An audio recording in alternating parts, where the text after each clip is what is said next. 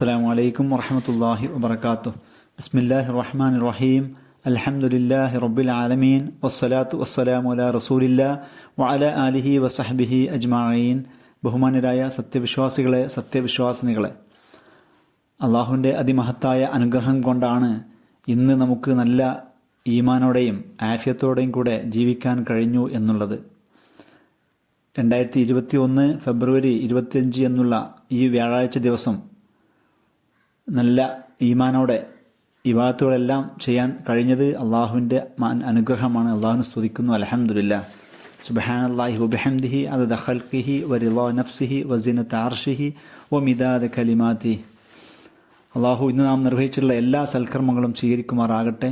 നമ്മിൽ നിന്ന് വന്നുപോയിട്ടുള്ള എന്തെങ്കിലും പാകപ്പിഴവുകളുണ്ടെങ്കിൽ അതെല്ലാം വിട്ടുപുറത്തു തന്ന് നമ്മെ എല്ലാവരെയും അവൻ്റെ ജന്നാത്തുൽ ഫിർദൗസിൽ ഒരുമിച്ച് കൂട്ടി അനുഗ്രഹിക്കുമാറാകട്ടെ. ആമീൻ. നമ്മുടെ പ്രിയപ്പെട്ട ഷാൻ ഡോക്ടറുടെ രോഗം പൂർണ്ണമായി ശിഫയാവുകയും നമ്മോടൊപ്പം എല്ലാ പ്രവർത്തനങ്ങളിലും പങ്കുചേരാനുള്ള മഹത്തായ തൗഫീക്ക് അള്ളാഹു നൽകി അനുഗ്രഹിക്കുകയും ചെയ്യുമാറാകട്ടെ. ആമീൻ. ഇന്നത്തെ ഹിസാബിനുള്ള ചോദ്യങ്ങൾ തയ്യാറാക്കിയ സഹോദരിക്ക് അള്ളാഹു കൂടുതൽ ഖൈറും ബർക്കത്തും നൽകി അനുഗ്രഹിക്കുമാറാകട്ടെ. ആമീൻ.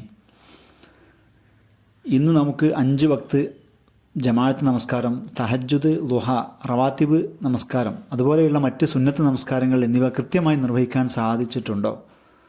രാവിലത്തെയും വൈകുന്നേരത്തെയും അദ്കാറുകൾ, സയ്യിദുൽ ഇസ്തിഗ്ഫാർ, 100ഓളം ഇസ്തിഗ്ഫാർ, നബി സല്ലല്ലാഹു അലൈഹി വസല്ലമയുടെ പേരിലുള്ള സ്വലാത്ത് എന്നിവ ഇന്ന് നമുക്ക് കൃത്യമായി നിർവഹിക്കാൻ സാധിച്ചോ എന്ന് നാം ഓരോരുത്തരും ചിന്തിച്ചു നോക്കുക. അതുപോലെ തന്നെ ഓരോ സമയങ്ങളിലുമുള്ള നബിചര്യകൾ, പ്രാർത്ഥനകൾ എല്ലാം നമുക്ക് ഇന്ന് ചെയ്യാൻ സാധിച്ചിട്ടുണ്ടോ? വിശുദ്ധ ഖുർആനുമായി ഇന്ന് നമ്മുടെ ബന്ധം എങ്ങനെയായിരുന്നു? അല്പമെങ്കിലും വിശുദ്ധ ഖുർആനിൽ നിന്ന് പാരായണം ചെയ്യാനും അതിനെക്കുറിച്ച് ചിന്തിക്കാനുമുള്ള ഭാഗ്യം, സമയം ഇന്ന് നമുക്ക് ലഭിച്ചോ എന്ന് ആലോചിച്ച് നോക്കുക. നമുക്കറിയാം, വിശുദ്ധ ഖുർആനിലെ ചെറിയൊരു സൂറത്താണ് സൂറത്ത് അസ്ർ.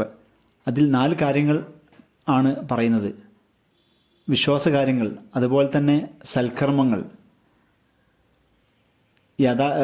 യഥാർത്ഥം കൊണ്ട് ഉപദേശിക്കുക, അതുപോലെ തന്നെ ക്ഷമ അവലംബിക്കുക. ഈ 4 കാര്യങ്ങളാണ് വൽ അസ്ർ എന്നുള്ള സൂറത്തിൽ പറയുന്നത് നമുക്കറിയാൻ കഴിയും. വിശ്വസിക്കുകയും സൽക്കർമ്മങ്ങൾ പ്രവർത്തിക്കുകയും സത്യം കൊണ്ട് ഉപദേശിക്കുകയും ആ സത്യം ഉപദേശിക്കുന്ന സമയത്ത് നേരിടുന്ന പ്രയാസങ്ങളെ ക്ഷമയോടെ കൈകാര്യം ചെയ്യുക എന്നുള്ളതാണ്. ഇങ്ങനെയുള്ള ഈ 4 കാര്യങ്ങൾ കൃത്യമായി നിർവഹിക്കാൻ നമുക്ക് കഴിയുന്നുണ്ടോ? സത്യത്തെ ഉപദേശിക്കുകയും അപ്പോൾ നേരിടുന്ന എല്ലാ പ്രയാസങ്ങളെയും പ്രതിസന്ധികളെയും ക്ഷമയോടെ കൈകാര്യം ചെയ്യാനും നമുക്ക് കഴിയുന്നുണ്ടോ? ഇന്ന് നമുക്കങ്ങനെ കഴിഞ്ഞിട്ടുണ്ടോ എന്ന് നാം ഓർത്തു നോക്കുക. നബി സല്ലല്ലാഹു അലൈഹി വസല്ലം പലപ്പോഴും വിരോധിച്ചിട്ടുള്ള കാര്യമാണ് വഞ്ചന, അതുപോലെ കരിഞ്ചന്ത, പൂഴ്ത്തിവെപ്പ് എല്ലാം തന്നെ. ഇന്നത്തെ സമൂഹത്തിൽ പ്രത്യേകിച്ചും ഈ കാര്യങ്ങളെല്ലാം പല രൂപത്തിലുള്ള ചതികളും വഞ്ചനകളിലൂടെ ചരക്കുകൾ വിറ്റഴിക്കുന്ന ഒരു അവസ്ഥ നാം കണ്ടുകൊണ്ടിരിക്കുന്നു. ഇങ്ങനെയുള്ള വല്ല കാര്യങ്ങൾ കാണുമ്പോൾ അവരോട് നാം ഉപദേശിക്കുകയും അതിനെ എതിർക്കുകയും ചെയ്യാൻ നമുക്ക് കഴിയാറുണ്ടോ? നബി സല്ലല്ലാഹു അലൈഹി വസല്ലം ഇതുപോലെ അങ്ങാടിയിൽ വഞ്ചനയോടുകൂടി കച്ചവടം നടത്തുന്ന ആളെ ഉപദേശിക്കുകയും നല്ല രൂപത്തിൽ കച്ചവടം നടത്താൻ പറഞ്ഞതായി നമുക്ക് കാണാൻ കഴിയും. ഇതുപോലെ നമ്മൾ ശ്രദ്ധയിൽപ്പെട്ടാൽ അതിനെതിരെ പ്രതികരിക്കാൻ നമുക്ക് കഴിയുന്നുണ്ടോ എന്ന് ആലോചിച്ച് നോക്കുക. നബി സല്ലല്ലാഹു അലൈഹി വസല്ലം ഹദീസിൽ കാണാൻ കഴിയും, എൻ്റെ സമൂഹം മദ്യപിക്കുക തന്നെ ചെയ്യും. അതായത് മദ്യത്തിന് പല പേരുകൾ നൽകുകയും എന്നിട്ട് അത് ഉപയോഗിക്കുകയും ചെയ്യും എന്നുള്ളതാണ്. എന്ത് പേരിലായിരുന്നാലും ശരി മദ്യം നിഷിദ്ധം തന്നെ എന്നാണ് നബി സല്ലല്ലാഹു അലൈഹി വസല്ലം പറഞ്ഞിട്ടുള്ളത്.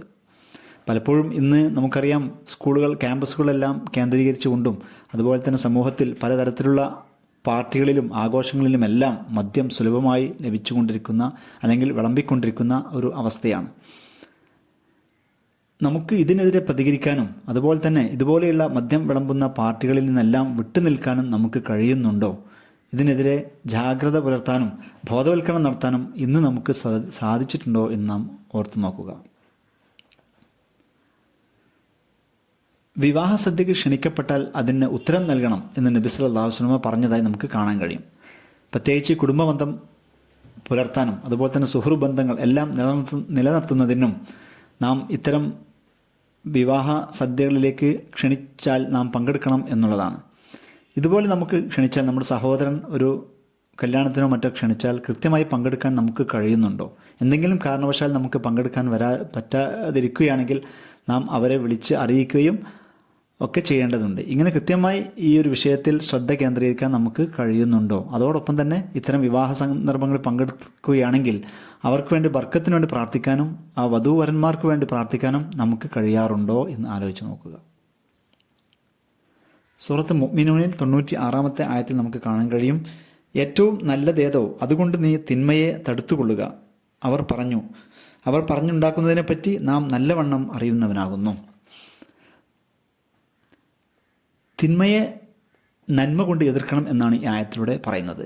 പ്രത്യേകിച്ച് ഇന്നത്തെ സാഹചര്യത്തിൽ തിന്മ അതിൻ്റെ അങ്ങേയറ്റം വർദ്ധിച്ചു കൊണ്ടിരിക്കുന്ന ഒരു കാലമാണ്. ഈ സന്ദർഭത്തിൽ നന്മയിലൂടെ എല്ലാ തിന്മകളെയും എതിർക്കാനും അല്ലെങ്കിൽ തിന്മയെ നന്മ കൊണ്ട് ഉപദേശിക്കാനും നമുക്ക് കഴിയുന്നുണ്ടോ എന്ന് നാം ആലോചിച്ച് നോക്കുക. നബി സല്ലല്ലാഹു അലൈഹി വസല്ലമയുടെ ഹദീസിൽ കാണാൻ കഴിയും, തൻ്റെ സഹോദരൻ്റെ അഭിമാനം സംരക്ഷിച്ചവനെ അന്ത്യനാളിൽ നരകാഗ്നിയിൽ നിന്ന് അള്ളാഹു സംരക്ഷിക്കും. നമുക്കറിയാം, നമ്മുടെ സഹോദരൻ്റെ അഭിമാനം അത് എത്ര ചെറിയ ആളായിരുന്നാലും ഏത് പാവപ്പെട്ടവനായിരുന്നാലും വളരെയധികം ബഹുമാനിക്കപ്പെടേണ്ട ഒന്നാണ്. അതിന് ഒരു കാരണവശാലും നമ്മളാൽ ക്ഷതം ഏൽക്കാൻ പാടില്ല എന്നുള്ളതാണ്. ഇങ്ങനെ മറ്റുള്ളവരുടെ അഭിമാനത്തിന് ക്ഷതമേൽക്കുന്ന എന്തെങ്കിലും പ്രവർത്തനം നമ്മിൽ നിന്ന് വന്നു പോകാറുണ്ടോ? അല്ലെങ്കിൽ ഇന്ന് നമുക്ക് ആ രൂപത്തിലുള്ള ആരുടെയെങ്കിലും അഭിമാനം ക്ഷതമേൽപ്പിക്കുന്ന തരത്തിലുള്ള എന്തെങ്കിലും പ്രവർത്തനം ഇന്ന് നമ്മിൽ നിന്ന് വന്നു പോയിട്ടുണ്ടോ എന്ന് ഗൗരവത്തിൽ ആലോചിക്കുക. എന്തെങ്കിലും അപാകത നമ്മളിൽ നിന്ന് വന്നിട്ടുണ്ടെങ്കിൽ അവരോട് പൊരുത്തപ്പെടുപ്പിക്കുകയും അള്ളാഹുവിനോട് ഇസ്തിഗ്ഫാർ ചെയ്ത് മടങ്ങുകയും ചെയ്യേണ്ടതാകുന്നു. മറ്റു ചോദ്യം, നബി സല്ലല്ലാഹു അലൈഹി വസല്ലമയുടെ ഹദീസിൽ കാണാൻ കഴിയും, കല്യാണ സദസ്സുകൾ ക്ഷാപം കിട്ടുന്ന ചില സദ്യകൾ ഉണ്ട്. അതായത് ചില സദസ്സുകൾ ക്ഷാപം ലഭിക്കാൻ കാരണമാകും എന്നാണ് നബി സല്ലല്ലാഹു അലൈഹി വസല്ലം പറഞ്ഞത്. ഏറ്റവും മോശമായ സദ്യ ധനികരെ മാത്രം വെച്ച് നടത്തുന്ന സദ്യയാണ് എന്നാണ് ഈ പറഞ്ഞതിന് അർത്ഥം. അതായത് സമൂഹത്തിൽ ഉന്നതരും ധനികരുമായ ആളുകളെ മാത്രം വിളിക്കുകയും സമൂഹത്തിലെ പാവപ്പെട്ട അല്ലെങ്കിൽ നിർധരരായ അത്തരം ആളുകളെ അവഗണിക്കുകയും ചെയ്തുകൊണ്ടുള്ള സദ്യകൾ അത് നശിച്ചതാണ്, അല്ലെങ്കിൽ അതിന് ശാപം എന്നാണ് നബി സല്ലല്ലാഹു അലൈഹി വസല്ലം പറഞ്ഞത്. എത്ര തന്നെ പരീക്ഷണങ്ങൾ നേരിട്ടാലും ആളുകൾ ആർഭാടവും പൊങ്ങച്ചവും ധൂർത്തും ഒന്നും കുറക്കാതെ തന്നെ വീണ്ടും വീണ്ടും പഴയ രൂപത്തിൽ തന്നെ വിവാഹങ്ങളും എല്ലാം നടത്തുന്ന ഒരു കാഴ്ചയാണ് നാം കണ്ടുകൊണ്ടിരിക്കുന്നത്. ഇത്തരം സദ്യകളിൽ നിന്ന് നമുക്ക് വിട്ടുനിൽക്കാൻ കഴിയുന്നുണ്ടോ?